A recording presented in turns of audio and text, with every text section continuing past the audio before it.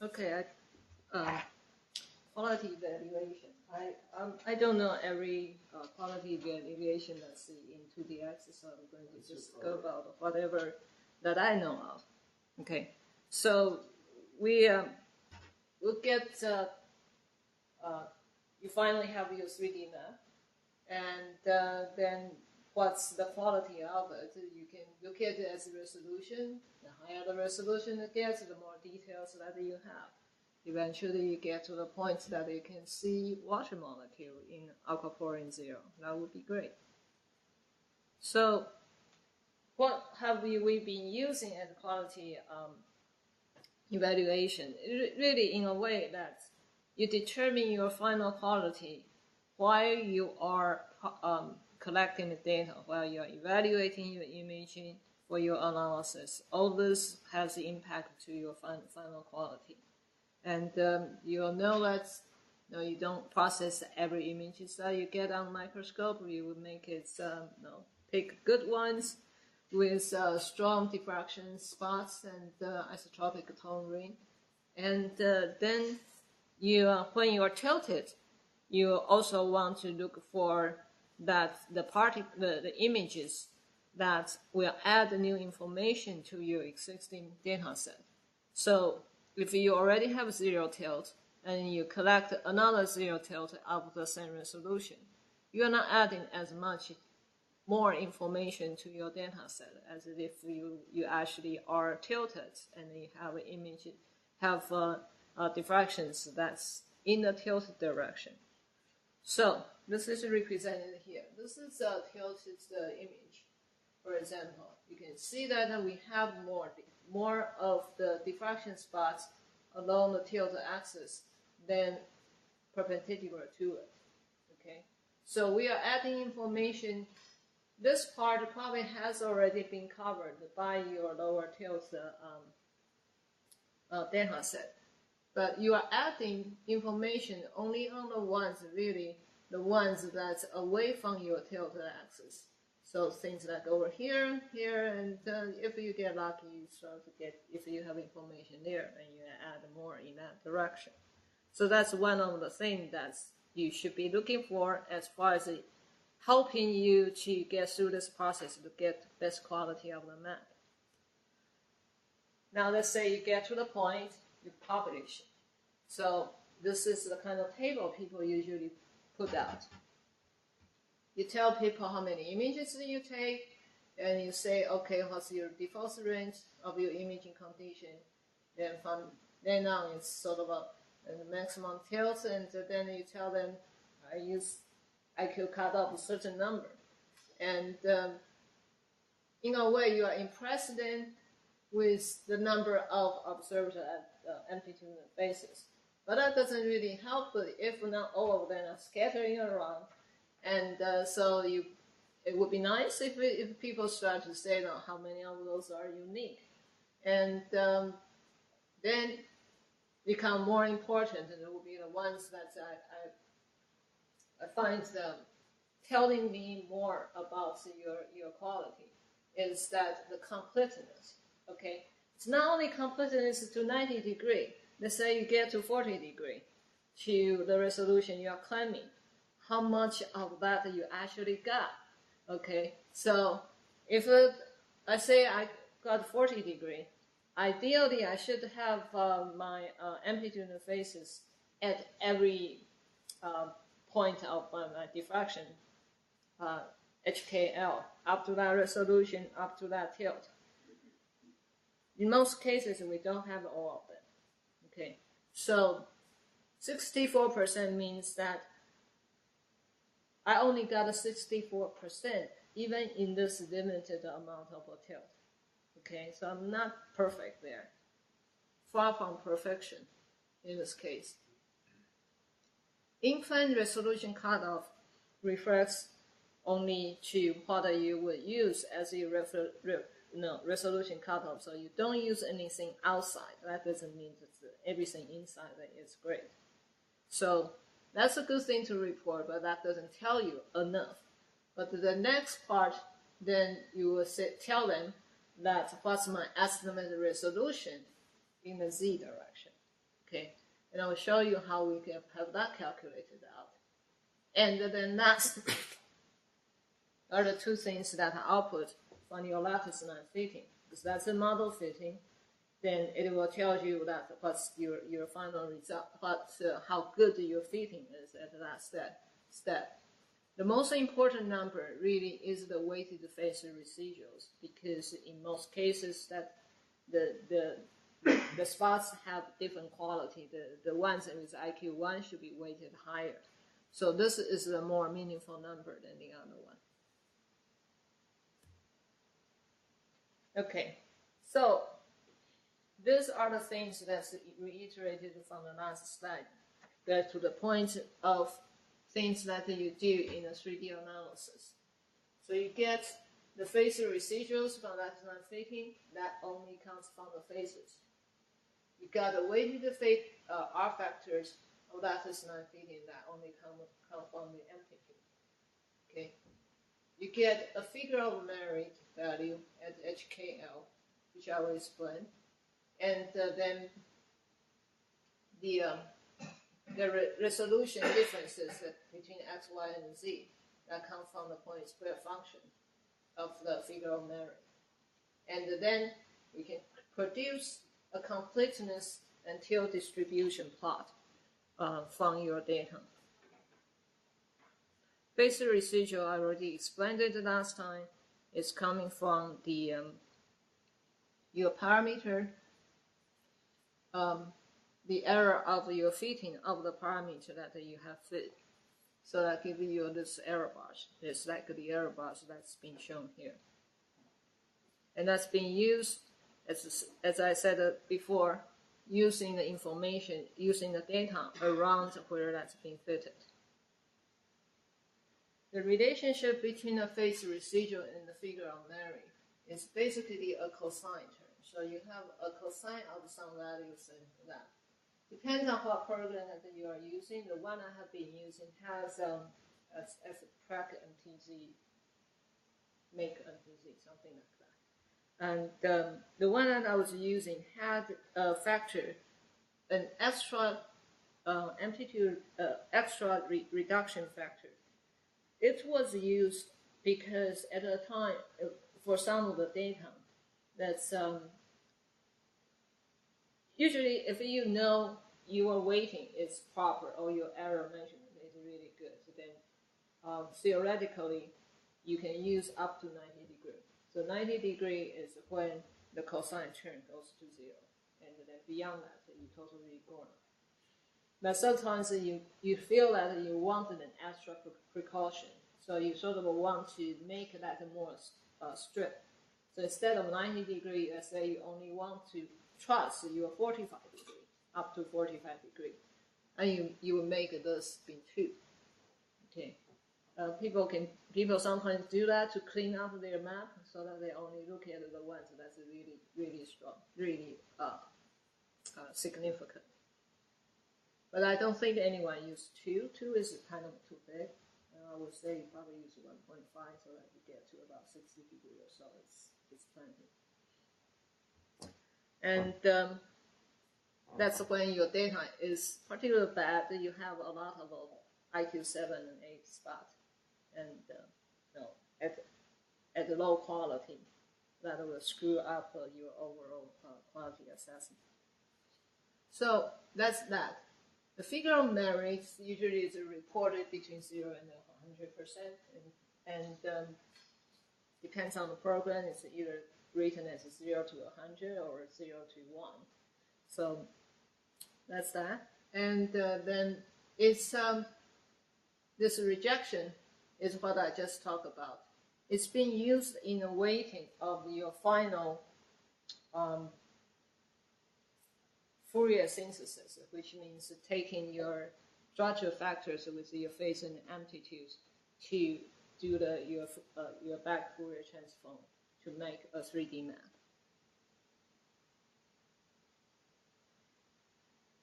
So we talk about point square function in different contexts, in several contexts. So it's basically the Fourier transform of your transfer function. So in this case, when we are wanting to calculate to understand our resolution and anisotropy, that we will try to calculate the point spread function of the figure of merit, because that's the indication of the quality of each of your data is. It's kind of a sort of a historical reason that we are using this, because that's only coming from the phase. In X-ray crystallography, they have more doubt in their phases, so they started using the term figure of merit to describe how accurate the phase is. And then we sort of adopt that and using that as our quality measurement. So when you look at this, let's say we know that if I have a constant value, if I Fourier transform that, I get just a delta function in the other space. So if we look at this, this is in Fourier space. Let's say this is in our Fourier space. This means that I have a resolution, constant resolution. I have significant information all the way to infinity of resolution. So it's good everywhere. Then that give you in the real space a point inside, or a point on your map. If that resolution drops at certain frequency, then it's like you have an envelope in here. Then what's going to happen is that when you Fourier transform or back Fourier transform into the outer space, in this case from Fourier space to the real space, it becomes a sinc function. So this is the opposite of what we were doing in the lattice line fitting. We were taking something that's in real space, it has envelope, and put it in Fourier space to get a sinc. Now we're doing the opposite. We say in a Fourier space, it looks like an envelope. We put it in the real space. It will spread out your delta function into some width. Okay, so that's what this is. Now, the worse the resolution your data has, then the wider that is going to become. Therefore, if you have something that you know in a residual space, in one direction the resolution is higher, in the real space you will get a narrow spread. In this direction it has the lower resolution, you end up with a wider peak. So you can analyze this to understand what's the resolution in the residual space. Okay? So that's the thing about the Fourier space and the real space. So, where is that coming from? Now, if we get different resolution, anisotropic resolution in the 2D crystal 3D map, where does it come from? The first, it comes from the maximum tilt angle. As we know, we have a missing cone. So, if you have even if you have complete coverage of every index HKL inside that range in your in a Fourier space, you're still not going to get a sphere in the real space. You're going to have something it's going to be longer in the z direction and narrower in the y direction, in the xy direction. You can actually plot it out just by calculation. There's no data involved to get some curve like this. If you have no missing cone, that's 90 degrees, then your ratio of the width of your points, the point spread peak is going to have the same diameter in the xy direction as well as z. So that's a sphere in there. Now, the more missing cone you have, then that ratio will go up. So if you're at 30 degrees, you only have data, perfect data to 30 degrees, then you end up with a ratio of 2. Okay? most of the cases, when we calculated the point spread function of the figure of merit, where did that go? It should be, what is my, it's not showing up.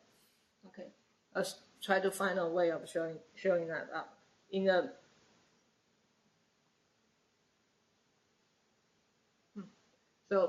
so in a real case, they won't be this good. The way we calculated it, because as I said, this is a point spread function of figure of merit. So you could calculate it in this way. First, you set all your phase to 0, because that's not something that we want to know. Of all the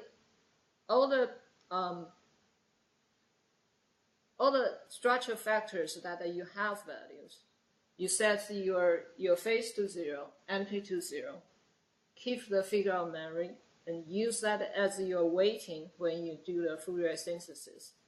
Then you will get your point spread function of your structure, the point spread function of the figure of merit. Now what you do is that you get this just like a 3D density map, then you measure out how wide this is.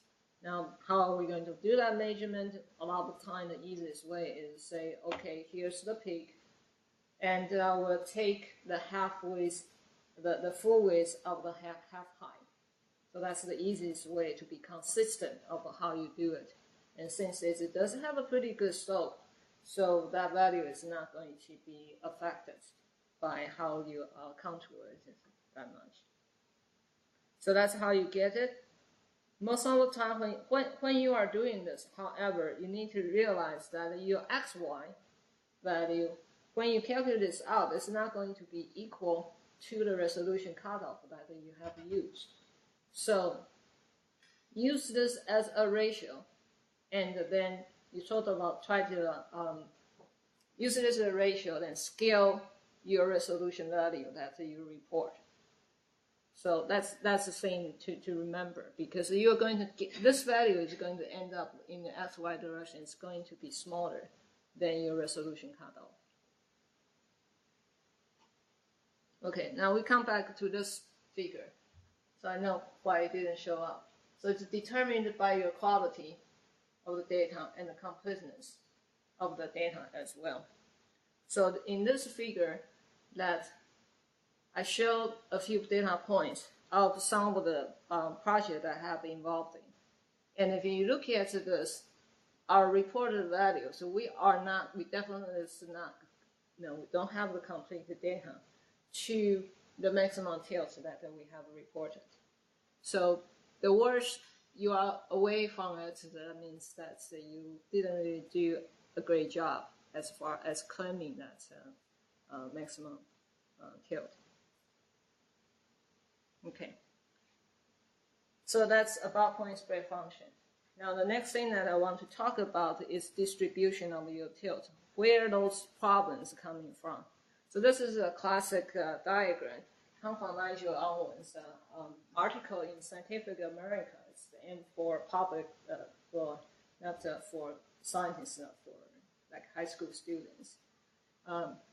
So he used the example of a duct, and then we have seen this many times, that you have taken the projection views of a different direction and then reconstruct it into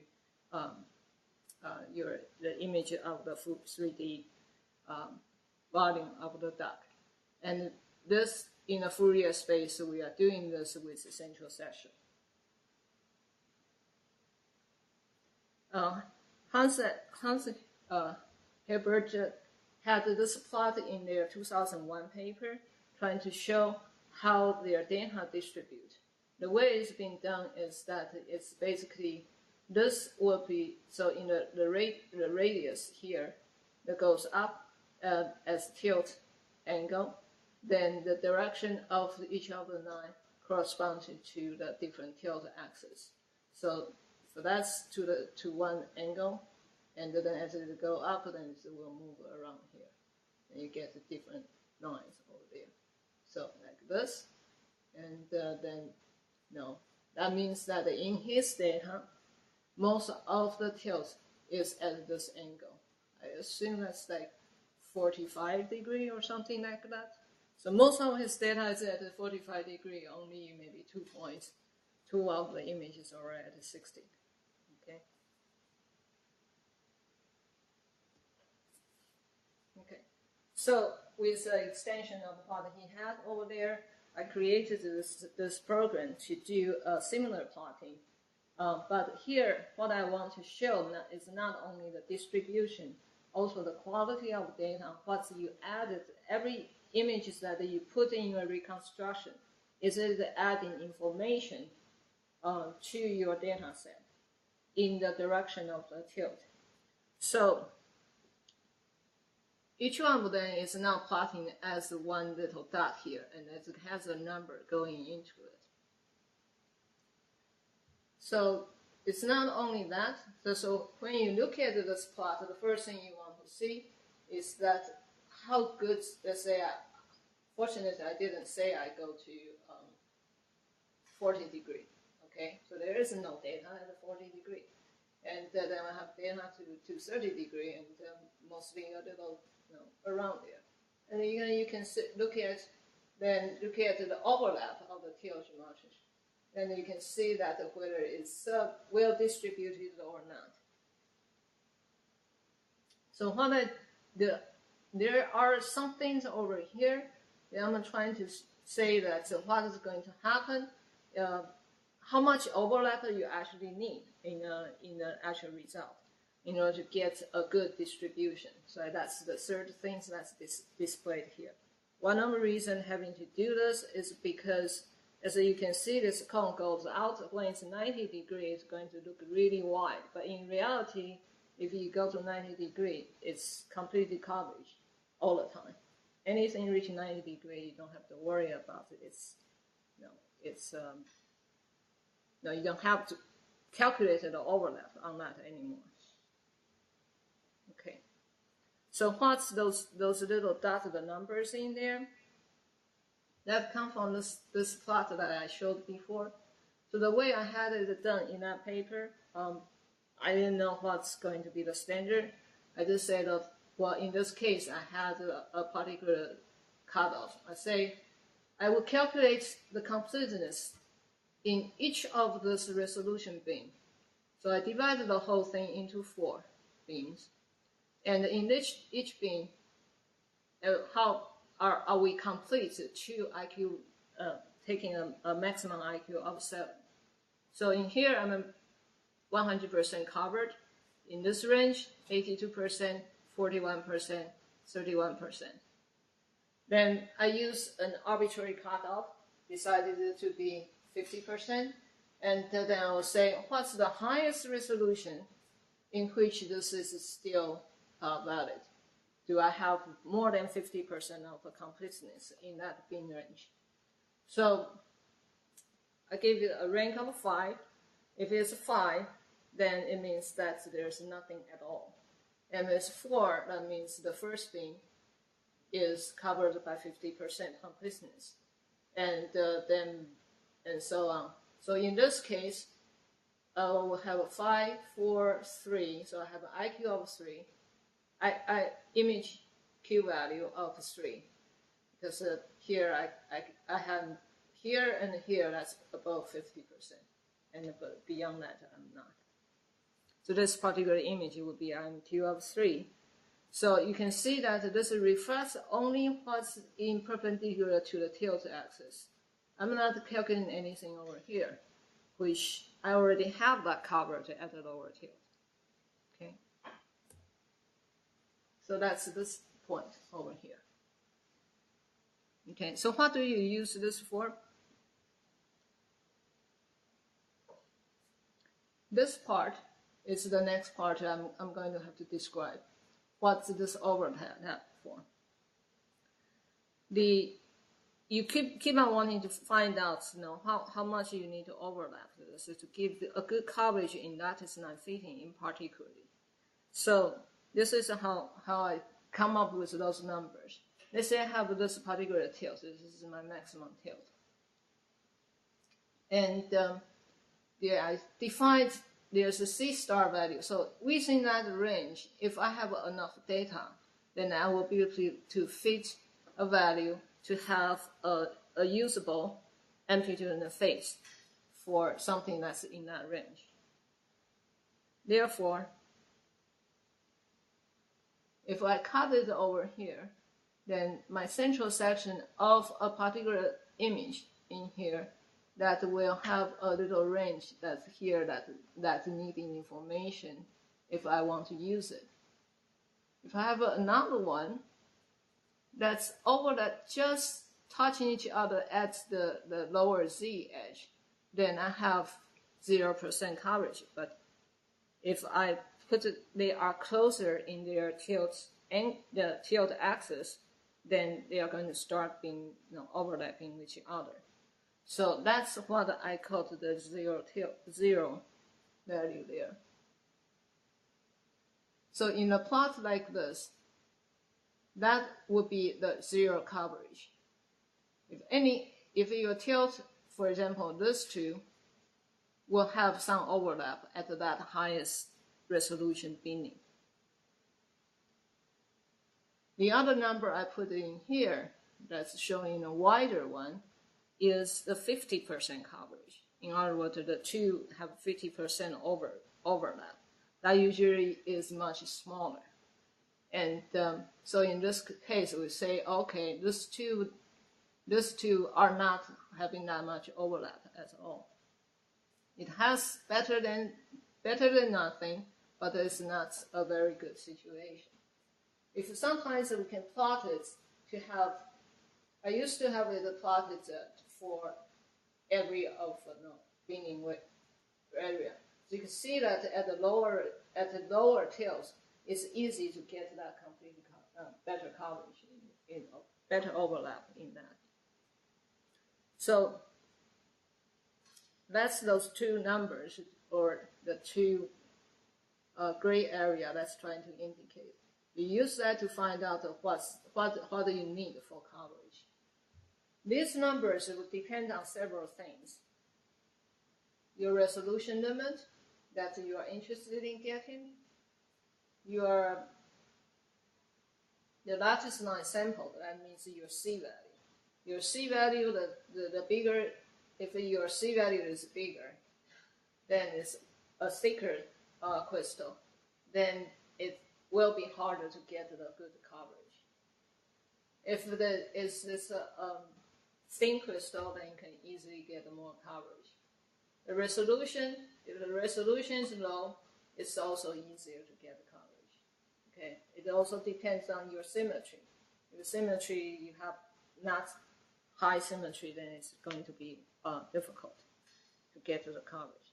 So you can look at this and tell that whether you got a reasonable coverage as well.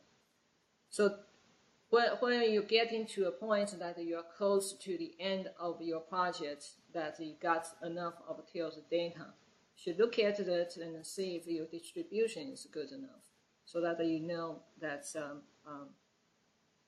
that you are getting useful information. So here's an example that at the later stage of this project that did this plot, then I say, I'm missing over here, and there are a few of this really isn't doing anything. The rest of them have my image quality values of 1 or 2, but those are 3, and they are very close to all the ones that's already got the information. So it doesn't really help for me to add that. It would be more helpful now as I still have some sample left. I should try to get more images in this range. I don't have to go to higher tilt. I can't get that coverage probably. So I may as well take more images at 30 degrees or so to make this more complete. So you can use this to decide with your last bit of effort where that should be put at. So by doing this, then I can improve my Z resolution calculated from that point square function of figure of merit. Improve that by 2 angstrom, just by doing something like this. So that's how you should be using this. And if you are reporting this, and then it will make your data look like, yeah, you are claiming, you got the kind of resolution that you are claiming for. It's not just the highest tilt.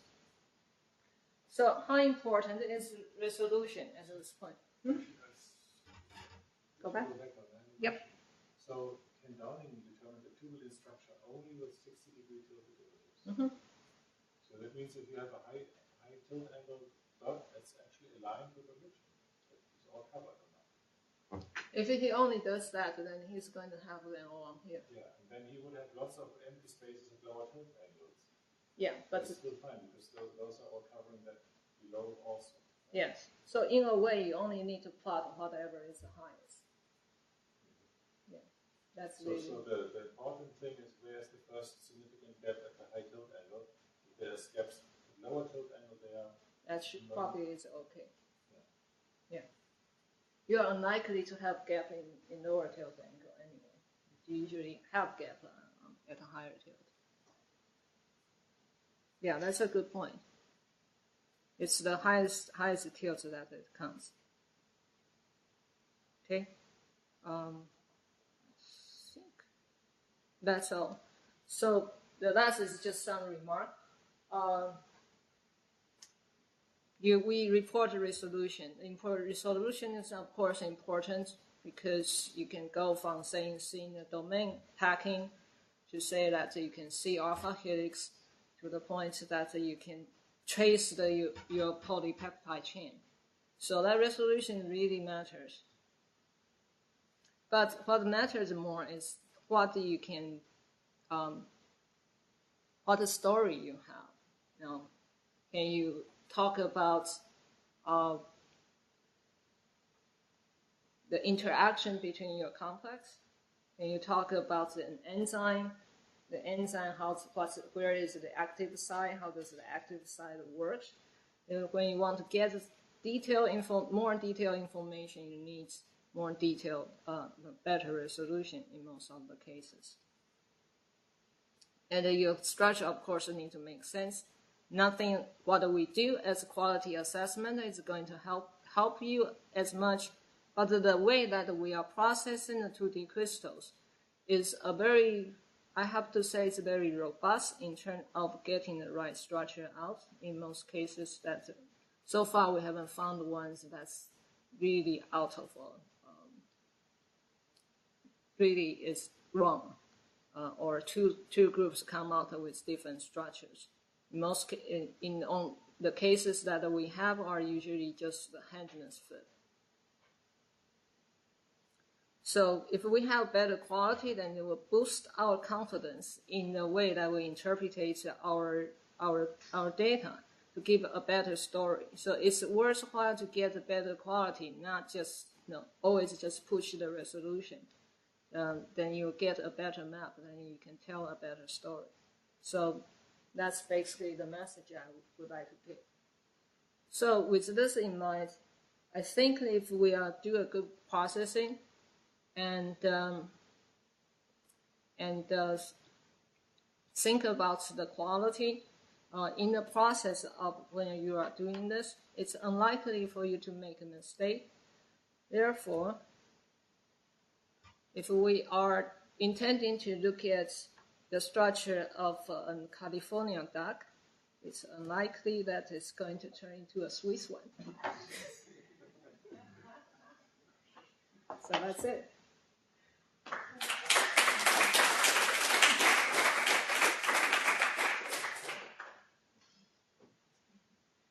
I always have this problem with the completeness.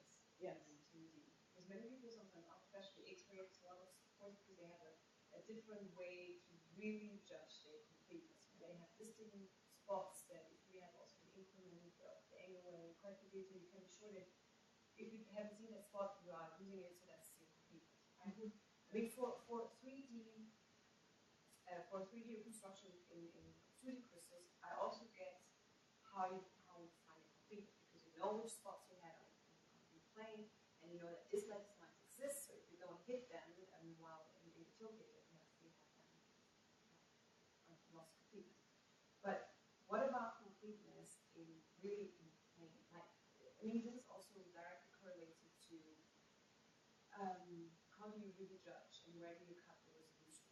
Because sometimes we have perhaps good phase residual errors till 6 or 5, but we are then just talking between resolution 8 angstrom till 6 angstrom, just about a couple of spots. So how do we actually judge? Do you have a resolution till 6? Because you would not expect much more spots in that range, or are you missing them or not? Because this is anyway, as you also pointed out, this resolution range where you don't have that much information is this structure gap, right? Right. This jump between secondary structure to zero.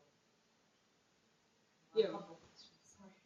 I think we have the same problem as they have in X-ray crystallography. If they ever look at their data in the same range as we do, that's this between 8 and 8 and 5 angstrom. If you have a structure that's completely with alpha helix, their structure factors are always lower in that range. It's just the nature of the structure itself. It has a strong packing to packing, or the helical structure information at certain resolution and not in others. Okay, so we have the same problem as they do. When they say the completeness, they are also assuming that there will be information at every spot that you can index.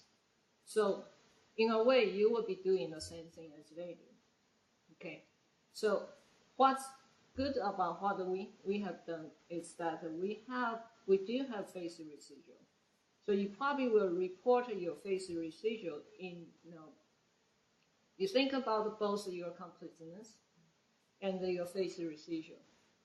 And let's say you get to 6 angstrom. You have fantastic phase residuals. And you want to go to 5 angstrom. Yes, you only have very few spots. You might still have a reasonable phase residual, but your completeness is really, really bad. And it doesn't make sense. Even how do you judge in plane what your completeness is? Because if there is a spot missing, you can't know if the spot is missing because your data is not good enough and there's loss of completeness, or because that spot just doesn't exist because that information, that resolution range just doesn't exist. Because it's anyway this resolution gap where there's almost no information coming out. So that's why I always thought it was something between 7 and 5 angstrom. And you see this through the literature that sometimes people say, the projector map has a resolution of 6 or 5, and other people cut it to 8, because in that range, the amount of spots that they're counting are actually almost meaningless. But I don't know if they are meaningless because I can't say if there's something missing or not. I would say that personally, I think it's meaningless. Okay. Yeah, but it looks always better because I'm more conservative with that. Yeah. And then it's like, yeah. I say it's meaningless if you report something is 6 angstrom and 7 angstrom, but between 6 and 7 there really isn't anything. Because we know that from the structure point of view, it's about more likely there is no information. But just like X-ray crystallographers, if we calculate the completeness, we are always assuming there is information. That's how you calculate completeness, because you don't know the truth. So I would say that I guess we are unlikely. So the cases, for example, when we did aquaporin 1 structure, everybody was around 7 angstrom. Everybody reported a slightly different resolution, but the structure came out to be about the same when you look at them. So really it doesn't matter. We claim one higher and one claims lower. It doesn't make you look worse than the other person. Yeah, the people that read it can judge it. Yeah. For most of the people, if I write 8 angstrom or if I write 6 angstrom, that makes a big difference. It could be. Most of the people. Yeah. It's part of you can use that as an education point, but I think it's better to be confident. Okay, if you do have something being 7, then do report 7, because the difference between 7 and 9, there is a difference. So you can separate the things. That's better. But if you are not comfortable, it's not really improving. You cut it at 7, it looks like this. You cut it at 6, still looks like this. Then you probably are better off not to. Yeah. At this, I would not look at that number. Yeah, you. I also think most people would not look at the numbers, but at the story. If you do some interpretation and say this is how it functions, or there's the binding side, and there's the active side, and there's the channel, and that story is wrong, then you're in a much worse situation than otherwise. Not sure. I mean, there's a lot of statistics.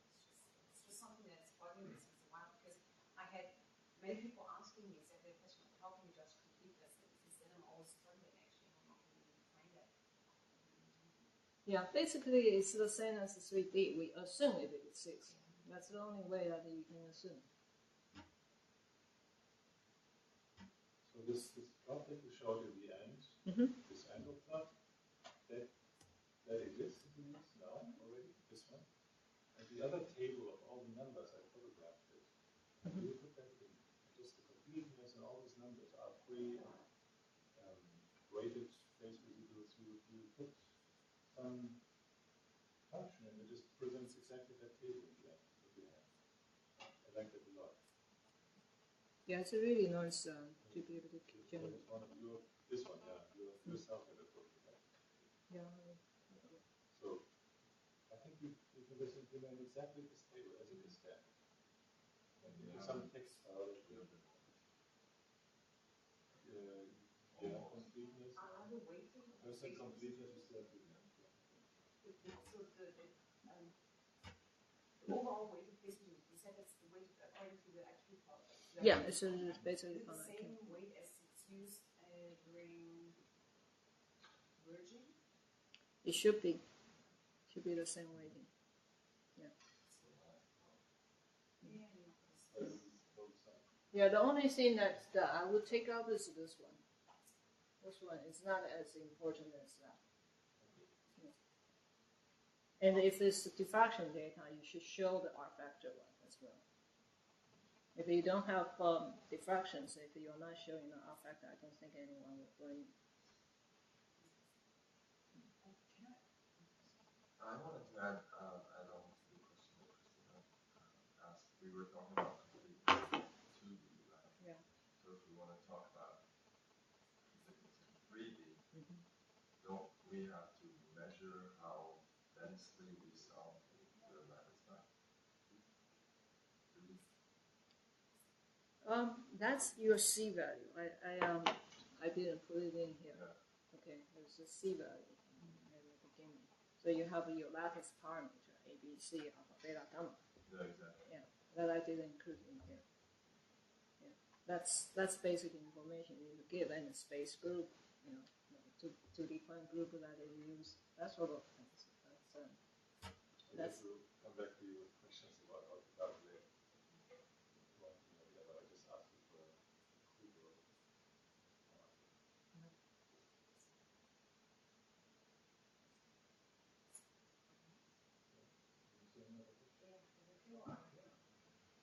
This also like the kind of, I don't know if that makes a lot of difference. Perhaps you really have to better feel that. So there are really two ways to calculate the phase residual. So which arrow you actually take. And you just figure out that there are actually two scripts that can use it, and in one you basically use the difference between the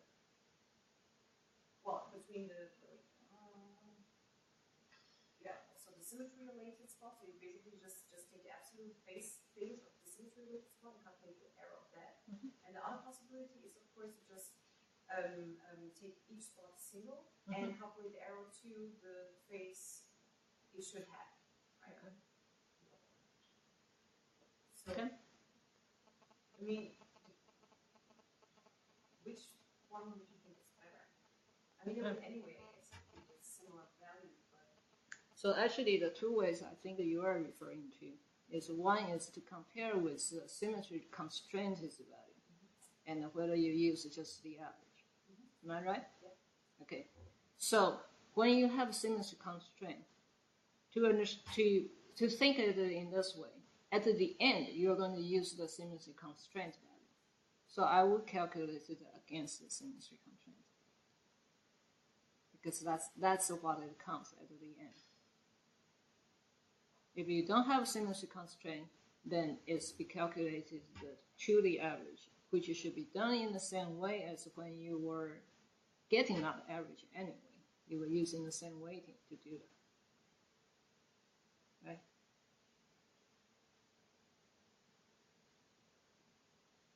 I think that's a good question. We talked about all the high resolution stuff. Yeah. But what about the low resolution stuff? Do we need them? I mean, in X-ray, I'm not sure about that, but they don't include the very low resolution terms because they can't measure it, right? Sometimes. And when do we use them actually? Can we take them away from and how, because they weigh from the to get a completeness, and can't we just take them away, the very low, like 1, 0, 2, 0, this kind of thing, Okay. without affecting or I have to say you should not take it away if you have it.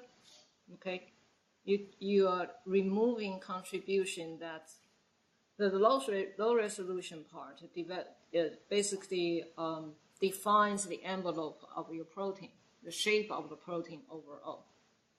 Okay, unless you are doing a really high resolution structure, get to 5 to 3 angstrom. Your low resolution part is going to have very big contribution to your overall structure because it's a big percentage of it. So you will not take it off. If I'm an X-ray crystallography and I have a chance to get those really low resolution, I would have taken them as well. It's just that most of the time they look at the really high resolution stuff, and the condition of data collection doesn't allow them to get the really low resolution one, so they feel okay to take it off. But that's a very small percentage compared with the overall data.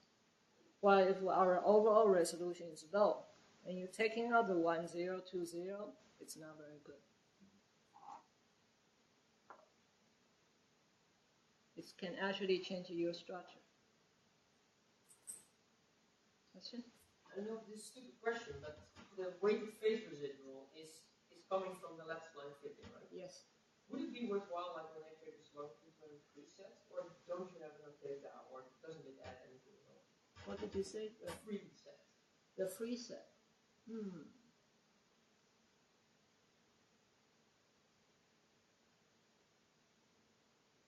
It might be possible. In most cases, it's not very practical. Okay, so let's say we only have, in most cases, you probably only use 50 images. So you take out how much you want to use in your free set. You have to use then add different tails. So it's not that you can take a random of them out. So that makes it this calculation harder. And you usually are short on the ones that are high tails. So you take it then out to make it not very practical in the calculation. So that would be a way of looking at that. And unlike the X-ray crystallography method, we are not making a guess. Okay, the fitting is based on your data. They are not doing that kind of fitting in there. So the RFID makes more sense in that case. In this case, we are fitting the actual data. So the basic residuals of our fitting give you more information than a free factor where you take a part of the data.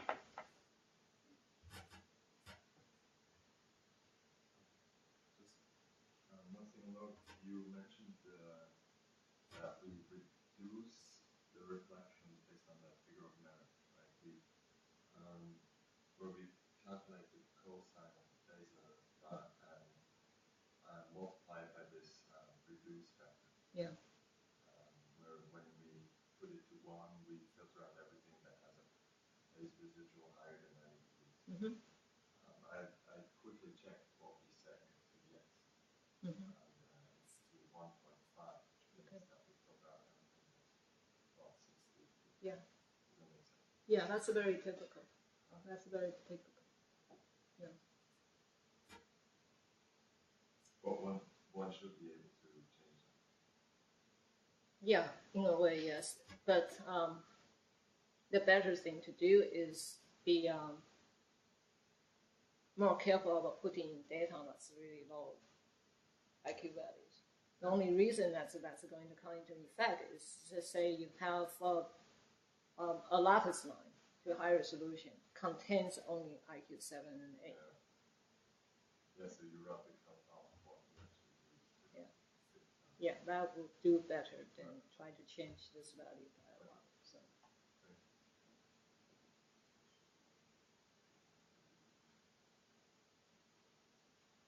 Okay, thanks, Anchi. So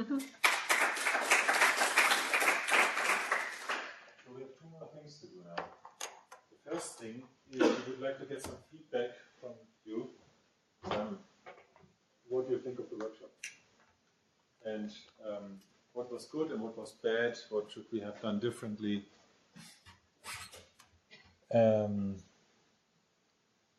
Yeah, so we would just like to ask you what. So in this 5-day workshop, we focused on the software. There were 3 other workshops before, every 2 years, where we covered a lot of what is a lipid, what is a detergent, how do you do crystallization of membrane proteins. We had practicals for crystallization. We had microscopy sessions where you learned how to do electron diffraction and how you record data with images. And we demonstrated the scanner and we discussed CCD technology. And in the end, we had 1 day of image processing. And then the last year, 2 years ago, the feedback was that, well, that was everything a little bit, but nothing really useful. Yeah. And so this time we said, okay, we wrap up crystals within an hour, microscopy within an hour, and the rest is data processing. So this was heavily data processing. And for some of you, I think it was good. For many of you, it was far over the top because you're still trying to get crystals. Some of you are in that state, purify a membrane protein. So for some of you, I think the last 2 years ago workshop would have been better. And I hope that for some others, this was a better setup. Yeah? That is the one thing we did. The other thing is 5 days. Is that too long, too short? And were the practicals good? So what was your impression, the general impression of this, how we did it this time? And if we do another workshop 2 years from now, what should we do then instead, if at all?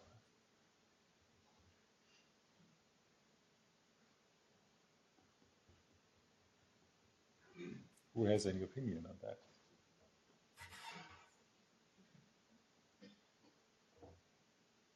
Someone should come forward. Maybe you can write it on the sheet of paper. Or I can read it out loud. So who thinks this was too theory heavy? Who thinks it should have had more theory? Come on, this is impossible. My own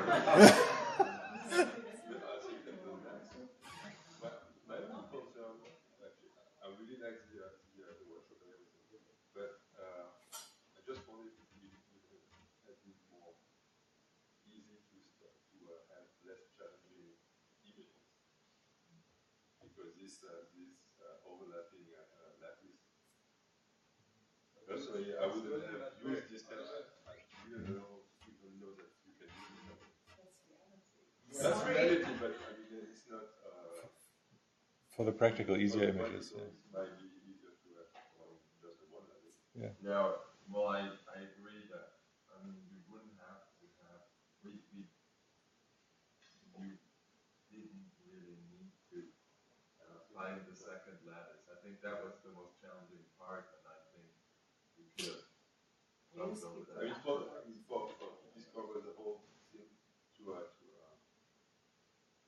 get this more level of difficulty, I mean, I don't think was necessary at all. Mm-hmm. And that would maybe allow us to go faster into the program. We were looking for a test data set, and we have in our lab a few test data sets, like Fabian's. He presented his talk. It's all not published. It's collaboration with other groups. They wouldn't be happy if every of you has on a USB stick the non-published data. For our lab, we generally have a very open philosophy. We tell everybody what we do in the lab, and we distribute software and data, and so before it's published. But there are some colleagues with whom we collaborate, and we are more careful. So, but it is, yeah. I've been twice before, and I'm pleased to say that I picked up some new things at this workshop. So, even though I've been twice here, so that's some new things.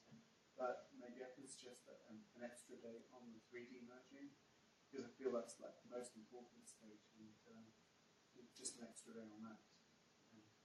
It's just an important bottleneck, I think. On top of that, I wanted to say that I like the workshop very much, but in the beginning we went a bit slow, and in the end it went very fast, and as you said, maybe we could have used one there. Yeah, but we have also a very heterogeneous group here. That is so the good thing is that at least the morning lectures are recorded, and we have this manual that Marcel and Sebastian wrote with Anchi, with Cheng Yang's help. So we will put this all on the server, also the slides, the PDFs, and the recordings, YouTube style or so, will be all on our website, 2dx.org. And I myself, I will watch many of these lectures again, like what yours especially, maximum likelihood, and so I will just watch it another 1 or 2 times to learn it by heart. It may also be that at the moment you're trying to crystallize something, and at least there's light at the end of the tunnel. In case I get crystals, there are ways to deal with that. And then a year later, when you have crystals and you went to Fujiyoshi and came back with your great pictures, you can then go back to the workshop material and the recordings and listen to that again. And then the advanced lectures may have been fast now, but then suddenly they make sense. Yeah. So I deal with elegant crystallography since 18 years, and today I learned a lot of things that I've never heard before. It is very advanced. Yeah. Maybe it will make more sense a year from now. So. From a beginner's perspective, going from somebody, I hadn't even seen the software before I came here, and we still haven't produced our crystals. I thought it was wonderful.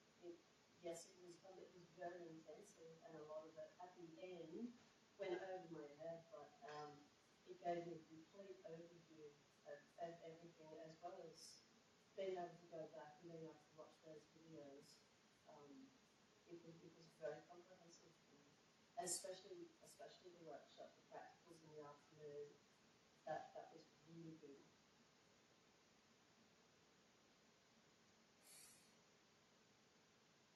I think Andreas Engel had organized a workshop only on membrane protein crystallization once. Right?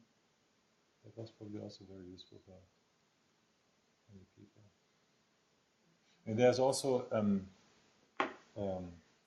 people that study cellular biology with electron tomography, and then they encounter suddenly two-dimensional crystalline arrays in native cells. Dan Jensen's lab studies bacteria, and they find these hormone receptors, small receptors in bacteria, and then they wouldn't have to crystallize proteins, but suddenly they end up with images that are crystals, and then they would like to process them. So crystallization isn't needed for everybody, but for most of us.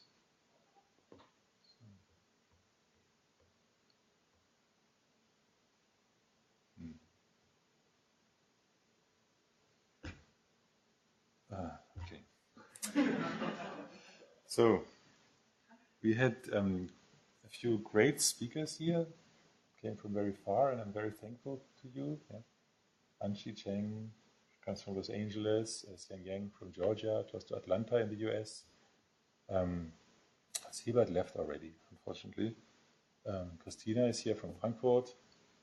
That's our, did I forget somebody? No. Daniel is from Basel, yeah. Yeah, the others are from Basel. So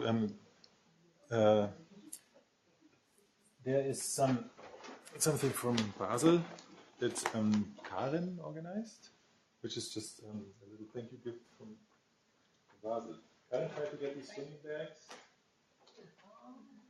but they were sold out because of the heat.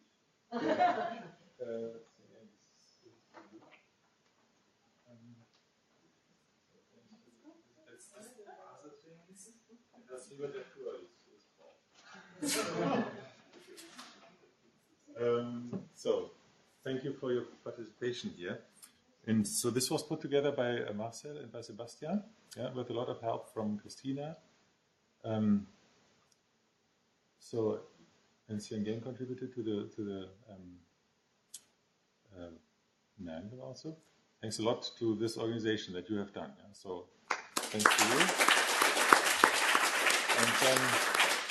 And then the person in the background that is invisible usually and makes everything possible is Karen Back in the end. Yeah?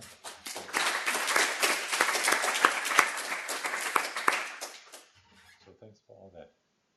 So, and then that's it. We have lunch, and then we have at 1:30 or so the tour to the SINA lab. And in SINA we can have two groups, one processing data and spending more time on software and maybe processing your own data. There were some requests for that, I think. And at 3 o'clock we have this demonstration of spot scanning. We focus just spot scanning on the Polara microscope, where the Tietz company will online remote control the system and over a Skype session explain how that all works. And also tour to the lab.